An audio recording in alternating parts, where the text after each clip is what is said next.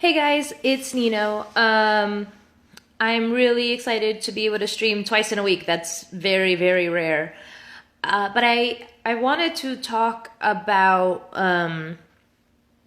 what would have happened had Hillary won. So today at work, I was talking to some of my coworkers as I was coming in, and everybody is down and upset and whatever. And somebody asked, right? What would have happened? What do you think would have happened if Hillary had won? Would there still be protests? And one of my other coworkers was like, "Yeah, of course, And I said no. And they kind of gave me a funny look, and I was like, I I don't I don't think there would have been protests in the same way. I think, we probably would have had a couple of more Bundy cases, and it would have been a little bit more aggressive. I hope not, but I think so. Um, but ultimately, people are gonna be pissed, right? Like this was such a divisive election in general that people were gonna be pissed off. Um, as it stands, the electoral college votes in December, and you know, I, I really hope they don't change the vote. As much as I hate the electoral college and I think it needs to be abolished, this is not the year for them to create more division by flipping that vote. Just my personal opinion on that. That being said, I do think that the electoral college is antiquated and crap and needs to go. But I don't know if this country can survive more divisiveness. Um, this is going to be a pretty short post because I wanted to talk, just my thoughts on that, but also, you know, what's next. And I think there's a lot of protests. I'm going to one tomorrow to live stream. There was one today in Union Square for Love Trump's Hate, and there's protests everywhere all the time. And I'd like to think that as much as there's protests in New York, that we kind of live in a bubble that, that this isn't going to affect us as much or whatever. But honestly, there's things happening in Queens and in the Upper East Side. Like there's stuff that's been happening that's scary, like people being accosted and things happening that's just getting scary. Um, that being said, we also had a meeting at work where I'm lucky. The nonprofit I work for is phenomenal, and they sent out an email, and even though most of them were Hillary supporters, they wanted to talk to everybody to see how everybody was doing. So the director sat down today and talked to all of the employees that wanted to sit there, and there were many that were very angry, and um, I was listening to a lot of stories about how do I talk to my students, like what I posted about yesterday, and a lot of that. And people were sad and they were angry and they were upset. And it felt weird. People were crying and it felt weird. Like I I spoke up at one point and I was like, I get why you're all upset, and I'm not by any means happy with the result, but like if you let fear win, then there's just more fear and it's just gonna get worse. I definitely didn't get anywhere with them and I wasn't trying to change their minds or anything, but people are afraid. And fear caused this result, and fear will continue to win unless we choose different. Um, you know, I know I know that it's easy to be scared, and as progressives, as like, I guess far left, progressives, we tend to take for granted and to some extent make light of the Dems' pain. And by no stretch of the imagination am I feeling sorry for Hillary. I personally think she got less than what she deserved. Not at all. But I do feel bad for the people that it's affecting. Like, she's a terrible human being and definitely, like, sucks at life, and I hope I never have to see her face again or hear her name again. But the people that this election affects, whether they're Democrats or Republicans and whatever they are, they're people. And as you all know, if you watch any of my streams, I'm about people. So, it's terrible to me that anybody is feeling scared or unwanted or unloved. And that's scary. And like I heard my colleagues talking about their students and how, because they work at different schools as I do, and they were talking about how, their students are afraid that they're going to have to move out because gentrification is going to get worse, and it's already pretty bad in Brooklyn. And, or how kids were crying because they can't go to college now because, they're going to have to go back home. Yeah, Jack, I don't think Hillary's a real progressive. I don't think she's a progressive at all. But my point is this, right? I don't know what would have happened, and I don't think we can say with any certainty what would have happened had Hillary won. Aside from, like, the bigger ramifications, which is why we're progressives, right? Like, probably would have been at war with Russia, probably a bunch of stuff. But internally, on a human level, on a person level, what would have happened? I don't know. The fact of the matter is, she didn't, and regardless of who it was, I knew I wasn't going to be happy. But I am scared for my kids, like my students. I'm scared when I hear that a gay guy was attacked in Hell's Kitchen by 3 men. I'm scared when I hear that a girl was told to go to the back of the bus because Trump won. I'm scared of those things. And it doesn't make me any less of a progressive to admit that those things scare me for my students. And honestly, like, say what you will about either of the candidates and I'll agree with you, right? Like, I agree that she sucks. No argument. And I agree that he sucks. No argument. Like, there was no mainstream candidate that was at all going to help any part of our lives.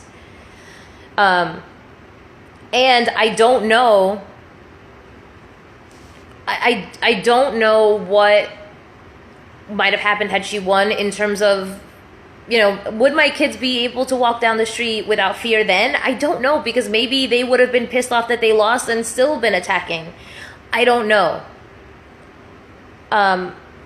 Either way, my message to you is be careful. Like, it's ugly out there, right? And I'm Hispanic, but luckily I can pass. Luckily I can take my husband's name and not even have the last, and sound like a white person, right? Like, that's just lucky, right? I'm lucky that I don't look Muslim or Middle Eastern. I'm lucky that I can pass for a white person. Those are just lucky things. And Aaron, yeah, I saw that Chelsea is being groomed. The second part of this video is going to be about how, like, what's next, and that's definitely something that needs to be addressed. And Lisa to your point, yes, everybody who does anything against anybody else needs to be arrested. And the protesters, I think I saw somebody else, Kenny was talking about the protesters. Here's the thing. I love, like, switching gears to what's next. I love that there are people passionate and protesting. I love that. I think that's great. And I'm not going to judge you for doing it 3 months too late. I'm not. Or 4 months too late. I'm not. You know what? You're awake now. Welcome. Join the movement. Because if we push them away, we're dividing ourselves even more. So I know that it's frustrating that it's just Hillary supporters bitching because, and like, where were they when Bernie was being rigged? I get that. And we can choose to get pissed off at them and judge them for waiting, or we could bring them into the fold. We could choose that route too. That being said, while I love the passion, I said this briefly yesterday, I cannot state enough how much aggression and violence does not work. Okay, it doesn't help to be aggressive. Your acts of aggression, I saw a video, the beginnings of the video, I couldn't even stomach it, of some girl dropping trow on a sidewalk, defecating on the sidewalk, picking up the feces and smearing it on a Trump sign. What the fuck are you trying to accomplish? What are you trying to accomplish with that act? I'm more disgusting than you? I'm more vulgar than you? What are you trying to do? I love the passion. I love that you're willing to get your hands dirty, I guess. And I get that you're angry. I want you to be a part of this movement. And I invite you to be a part of this movement. If and only if you're willing to put the aggression and violence aside. Because guess what? All you're doing is making it more unsafe for my students. All you're doing is justifying their violence. All you're doing is creating more fodder for them. What you don't see is that Trump is a dictator or a wannabe dictator, and the more fodder you give him, the more ammo he has to say that like we need to be reined in. Right? How is this going to be any different than Hillary's super predators comment? You don't think that Trump's going to use something along those lines of argument? Oh, look at these liberals. Like, now they need to be reined in. We need to stop and frisk everybody that isn't white. You don't think that's not going to be an argument? Especially if you're taking a fucking shit on the sidewalk and smearing a fucking Trump sign. Are you, like, certifiably insane? It doesn't make any sense. And I want you to be part of the movement because the power is in the numbers. The more people in the movement, the better. And that's why Real Progressives has the education pillar, so we can educate more people to be activists in this movement. Right? And that's why we have the media pillar, to support the people educating the people who are going to be, like, getting involved in the movement, right? Like, there's a reason why there's a 4 pillars approach to the way we're running things. That being said, I'm willing to educate. I'm willing to live stream. I'm willing to be active with you. I'm willing to fight. I've said this in other posts. I'm willing to die for my beliefs. Period, end of story. But I'm not willing to provoke death for my beliefs. There's a difference. Being willing to die for my beliefs means that I stand tall and I stand strong, and I'm making a stand for the people I love and for the people I don't know because I love them too.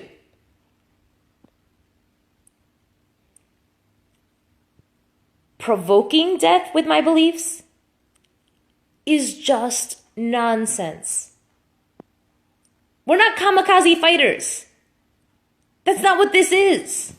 We're not on the front lines in the same way, right? Like, there are no fucking bayonets. I personally, honestly and truly, don't like the term activist. I don't know how many of you, if any of you, saw my very, very first post with Real Progressives before I was a Real Progressive, when Steve first interviewed me in Philly at the People's Convention. He asked me, like, how long have you been an activist? And I said, I don't consider myself an activist. And that's true. That's true today. I don't consider myself an activist.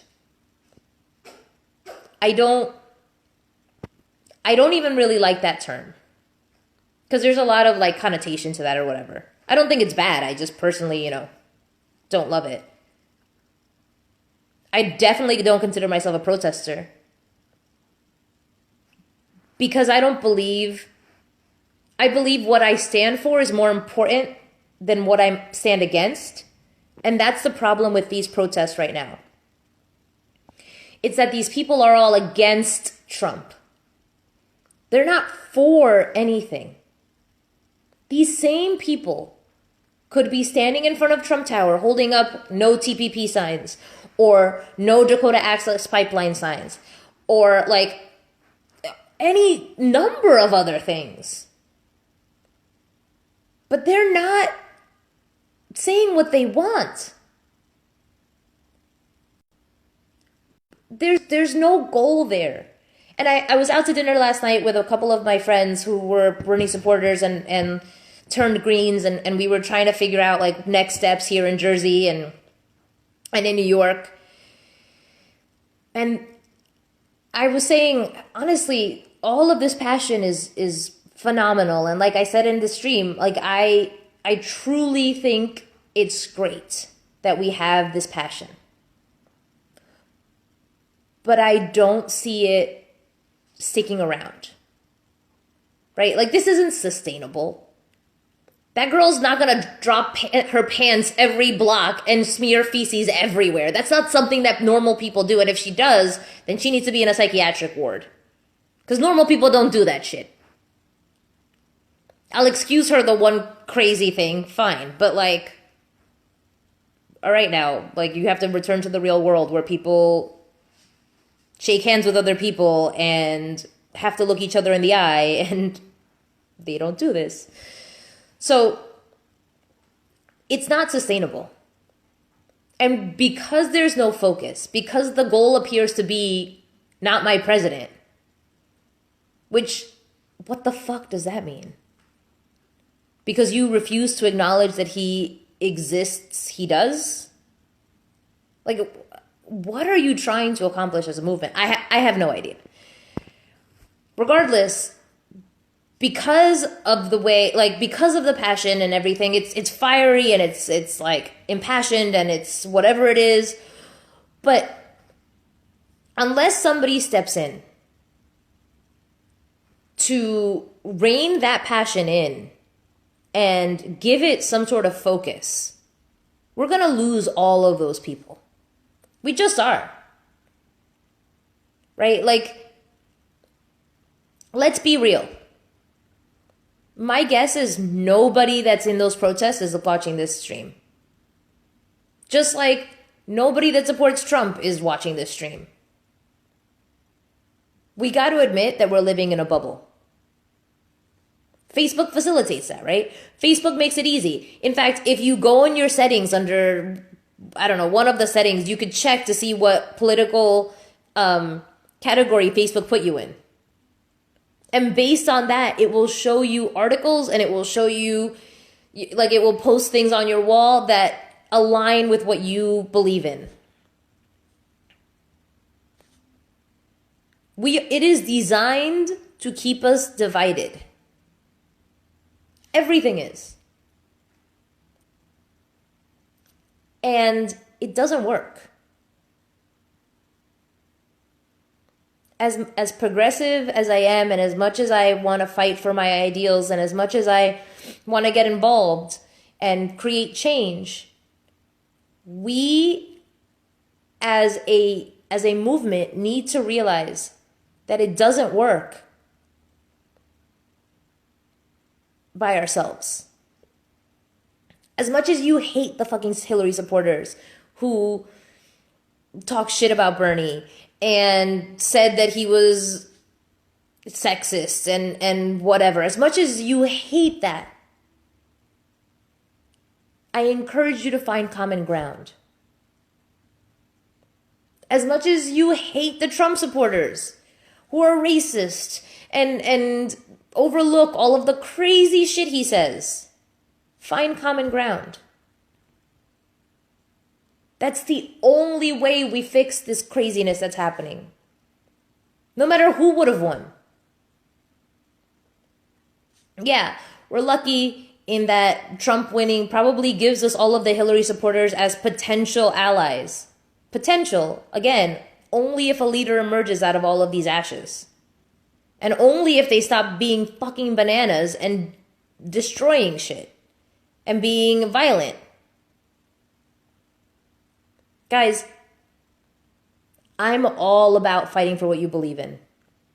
And for me, that's humanity and like my students. Like I have always been about my students. I mean, when I started dating my husband, we got into our first fight. I looked him in the eyes and I said, you have to be the man that I want my nieces to look up to, because you are the man that they are going to think is a good husband. So even if we're dating, you need to be that man, because they need to see an example of who they should be dating. So I believe very strongly that everything we do sets an example. So whether that is me in my classroom talking to my students, or with my family talking to my nieces, whatever it is, it sets an example. So yes, find common ground. And I agree, fear cannot be that common ground. It can't. Because if you use fear as that common ground, you just beget more fear. I can think of a handful of things. And I've interviewed a friend of mine through Real Progressives who was a Hillary supporter back in the primary. He got a lot of shit. And guys, that's not gonna work.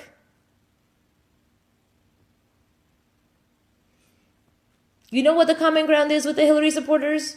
They had one or two issues, right? For my friend, it was gay rights. He voted for Hillary and he didn't think of Bernie as an option because he didn't think Bernie could actually get anything done. And he was terrified of a Republican taking away his community's rights in the South. He thinks he's a progressive, but he had one issue that prevailed and created the fear. That's an easy ally. Especially now. And you don't think that a lot of Hillary supporters don't have like one issue? You don't think that a lot of them, it isn't LGBTQ rights or Islamophobia or, you know, racial relations? Like every Hillary supporter has a reason for them having voted for Hillary.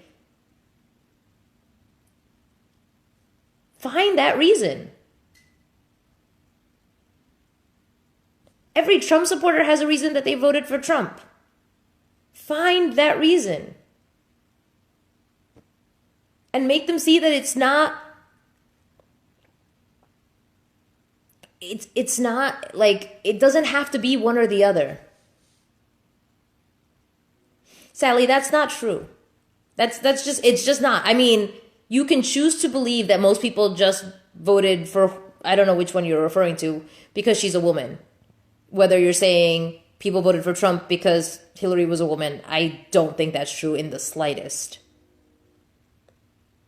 I think most people voted for Trump because she was corrupt and she was a liar. And they thought, well, at least with Trump, we get what we see. And yeah, he sucks, but at least we know he sucks. We don't know what we're getting with her. Like, I honestly think that's why most Trump supporters voted for him.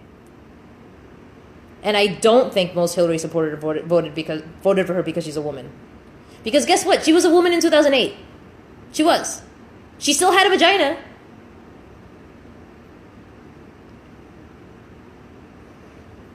And that's not enough. People don't, like, I don't think it was enough of a reason. I think maybe, like, the 50-year-old and up women might have voted for her for being a woman. But, like, that's a small amount of people. And just find the common ground. I agree, Lisa. I voted for Jill for the same reasons. And yes, Sally, that was the whole the whole campaign was, I'm a woman, vote for the woman. Yes, I agree. But the campaign doesn't, whatever the campaign was doesn't mean that's what people's reasons were. And that's what I'm saying, right? Like, the DNC sucks for many reasons, but not least of which is the fact that they don't listen to the people. I don't want us as a movement to make that same mistake. Listen to your neighbors. Just listen. What are they afraid of? What made them vote for whoever they thought was the lesser of two evils? What made them do what they did? And then address it. Get involved in local politics. Talk to them and refer them to different news sources. Do you think that any of those people really know about progressive news sources? Do you honestly think that half of them know about Real Progressives or anything else? They probably don't.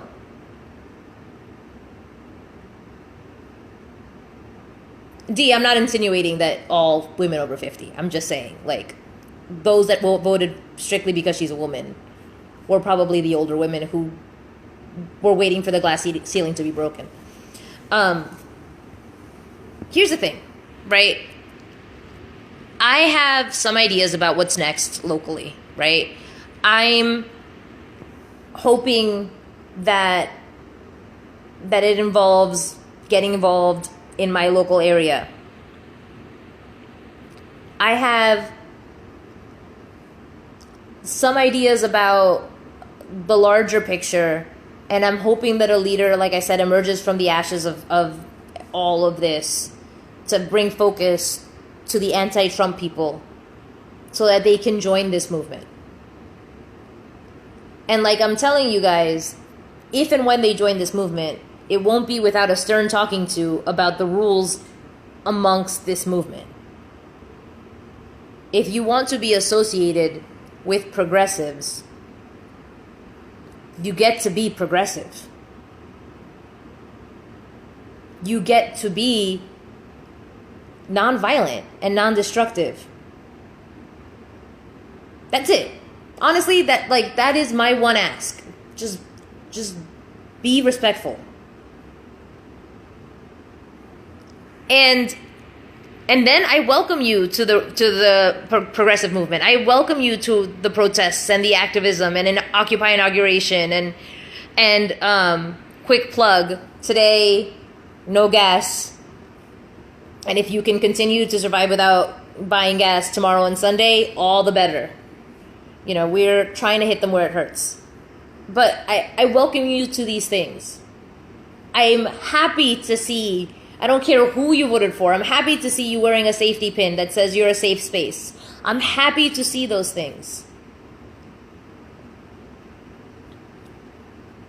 my point in implementing what's next, and there are many of us at Real Progressives, and we all have ideas, and we're all doing things locally because that's where it starts. We need to work together. So bickering amongst ourselves, it's not going to work. Having an us versus them mentality with those anti-Trump protesters, it's not going to work. Having a Greens versus Dems versus Republicans, it's not going to work.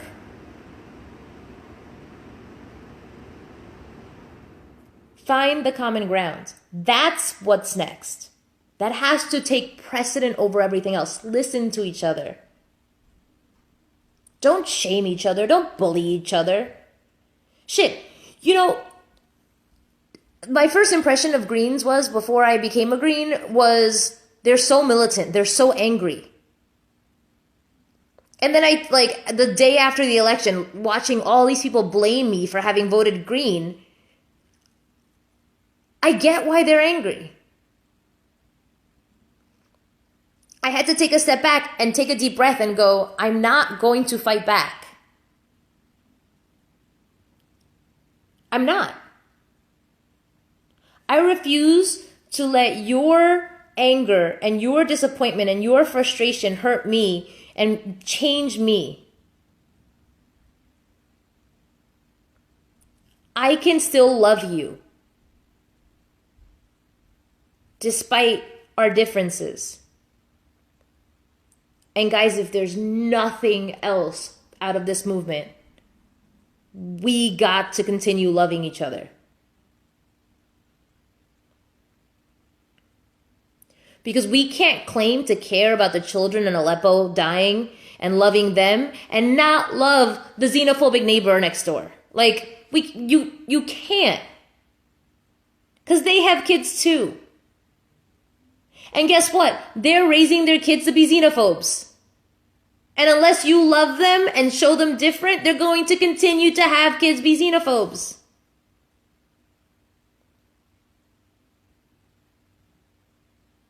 So, what's next is connecting to one another. A few months ago, we had a day of connection. I implore you to make every day a day of connection. And that's easier in some areas than others. In New York, it's fucking near impossible. But guys, please, this is like a way longer stream than I was expecting. But please, please, please, when you're asking yourself what's next for you in this movement, there's a place for you. There's a place for everyone. And I want you guys messaging us. I want you guys telling us where you are. I want you guys letting us know if there's something locally. I want you guys being involved to whatever extent you want to be involved in this. I want that. I want you to message the Real Progressives and show interest. And, we're not a large team, but we read what we can read and we do what we can to respond to as many people as we can and do what we can. So I would rather you blow up my inbox on the Real Progressives and I'm up all night answering than hear crickets because you're just going to bash the anti-Trump people or just going to bash the Trump people. I want you there with me, standing beside me on January 20th and 21st for Occupy Inauguration. I want you in every movement that we create. I want you as candidates in your local government. You are the people I want.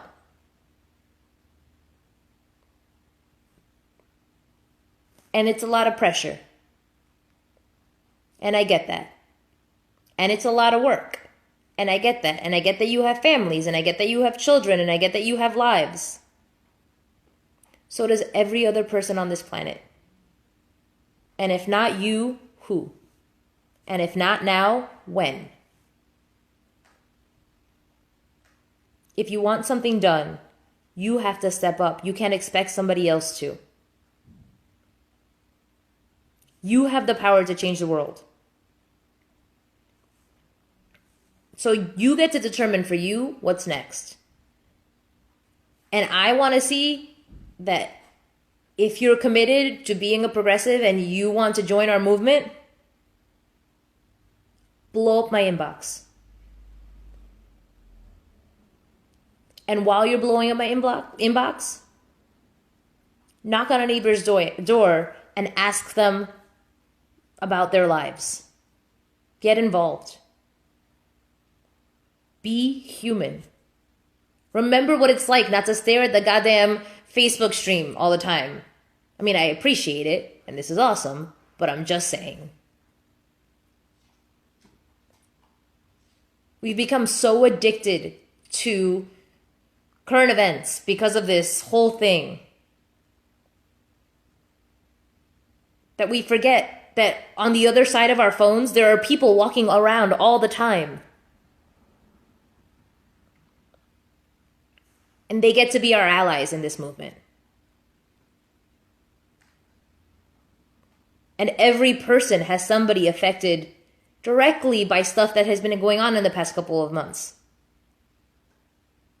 Everybody. Talk to them. Bring them into the fold. Only then are we going to make it different.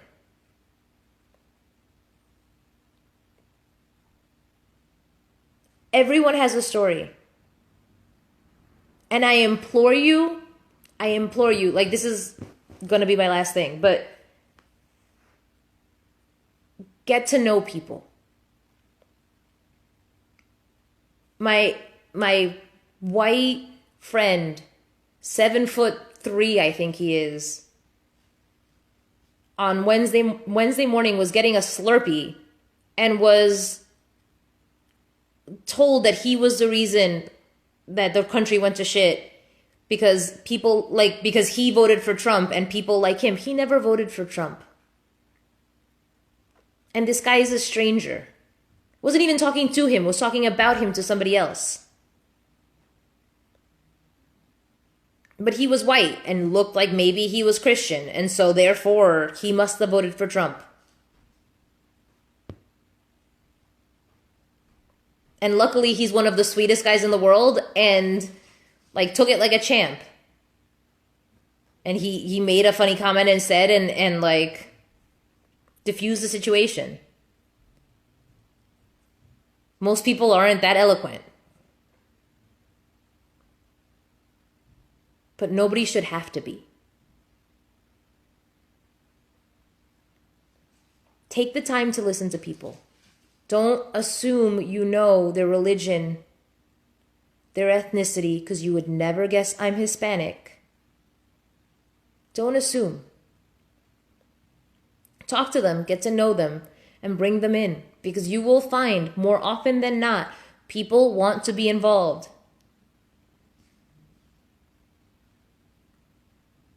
So that's all I wanted to say, guys. I think this was a whole lot longer than I wanted.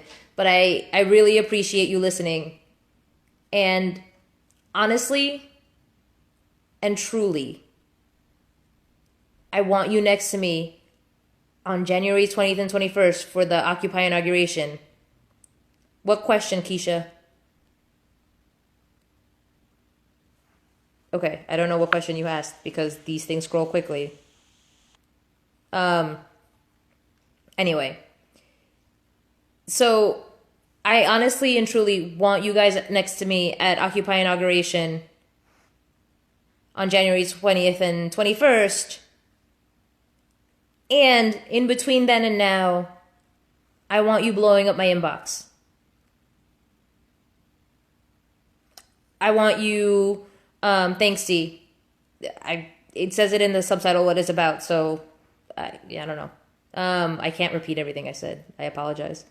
I want you blowing up my inbox and letting people know what this movement is about. Let them know about Real Progressives. Let them know what we're trying to build. And be a part of the building. Like, be a part of the movement. If there's something going on locally, let us know. If you want to get involved wherever you are, let us know. We want people to be there. We need the numbers. So again, what's next is up to you, insofar as whatever you want to do is involved with Real Progressives movement in some way. Blow up my inbox. I want to be kept up all night reading your messages. Love you guys.